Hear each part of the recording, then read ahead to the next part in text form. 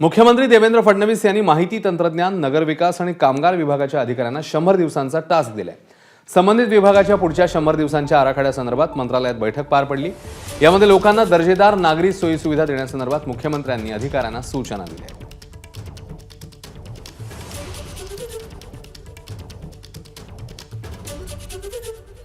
तर शहरांमध्ये दर्जेदार नागरी सोयी सुविधा उपलब्ध करून द्याव्यात असं मुख्यमंत्र्यांनी सांगितलेलं आहे। याशिवाय घनकचरा, सांडपाणी व्यवस्थापन बंधनकारक करा, फेर वापरासाठी देखील धोरण ठरवा।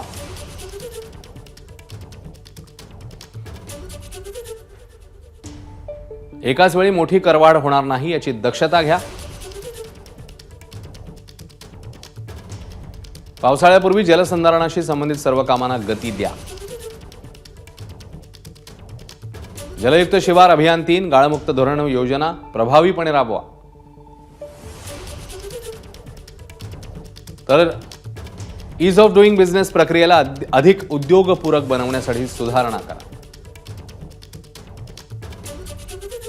प्रत्येक जिल्ह्यातील उद्योग सेवा केंद्रांची कार्यक्षमता वाढवून सक्षम करा।